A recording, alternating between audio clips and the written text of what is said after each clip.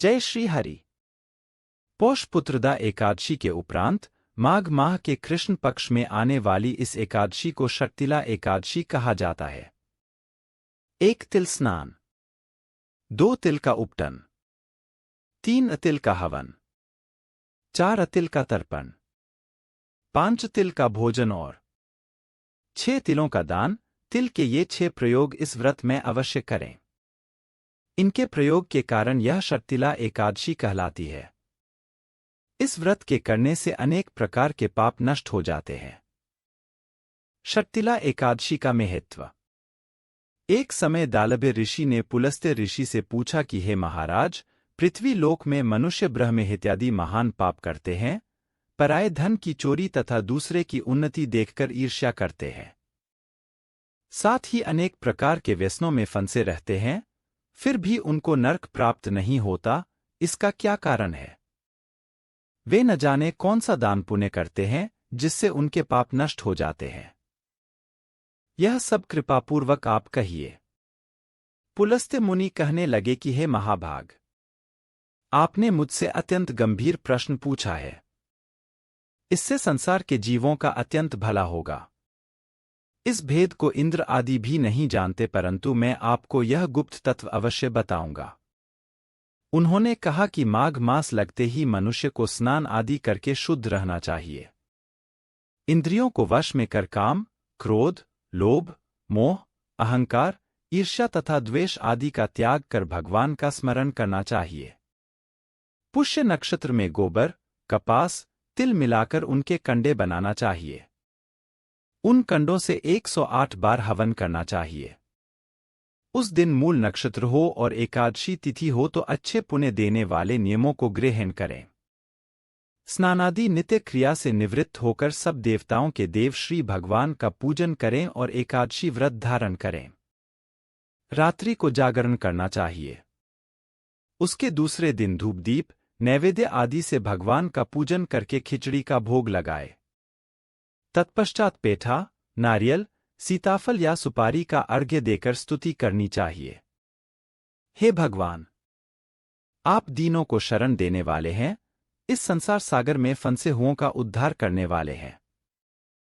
हे पुंडरीकाक्ष, हे विश्वभावन, हे सुब्रह्मण्य, हे पूर्वज, हे जगतपते, आप लक्ष्मी जी सहित इस तुच्छ अर्घ्य को ग्रहण करें।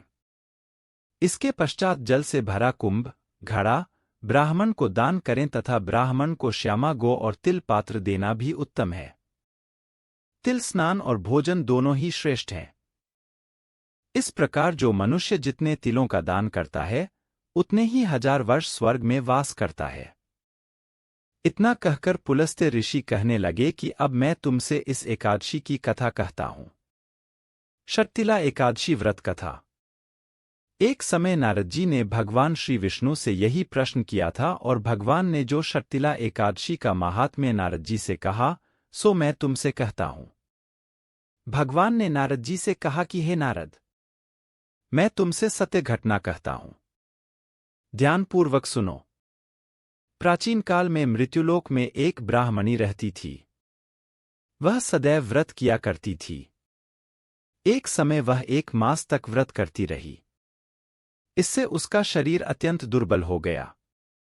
यद्यपि वह अत्यंत बुद्धिमान थी, तथापि उसने कभी देवताओं या ब्राह्मणों के निमित्त अन्न या धन का दान नहीं किया था। इससे मैंने सोचा कि ब्राह्मणी ने व्रत आदि से अपना शरीर शुद्ध कर लिया है, अब इसे विष्णुलोक तो मिल ही जाएगा, परंतु इसने कभी अन्न का दान नहीं किया, इससे इसकी तृप्ति होना कठिन है।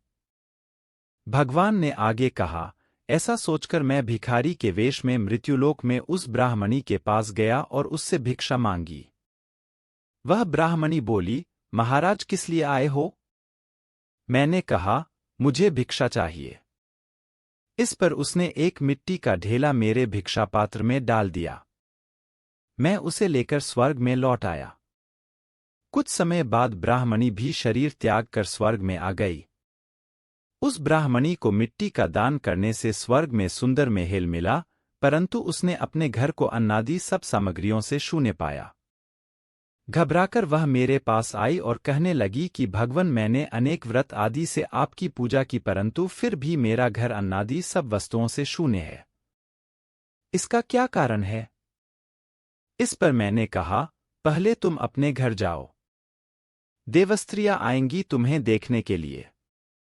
पहले उनसे षटतिला एकादशी का पुण्य और विधि सुन लो, तब द्वार खोलना। मेरे ऐसे वचन सुनकर वह अपने घर गई। जब देवस्त्रियां आईं और द्वार खोलने को कहा तो ब्राह्मणी बोली, आप मुझे देखने आए हैं तो षटतिला एकादशी का महात्म्य मुझसे कहो। उनमें से एक देवस्त्री कहने लगी कि मैं कहती हूं। जब ब्राह्मणी ने षटतिला एकादशी का महात्म्य सुना तब द्वार खोल दिया। देवांगनाओं ने उसको देखा कि न तो वह गांधर्वी है और न आसुरी है, वरन पहले जैसी मानुषी है। उस ब्राह्मणी ने उनके कथनानुसार षटतिला एकादशी का व्रत किया। इसके प्रभाव से वह सुंदर और रूपवती हो गई तथा उसका घर अन्नादि समस्त सामग्रियों से युक्त हो गया। अत मनुष्यों को मूर्खता त्याग कर षटतिला एकादशी का व्रत और लोभ न करके तिलादि का दान करना चाहिए। इससे दुर्भाग्य, दरिद्रता तथा अनेक प्रकार के कष्ट दूर होकर मोक्ष की प्राप्ति होती है। इस प्रकार षटतिला एकादशी व्रत कथा समाप्त हुई।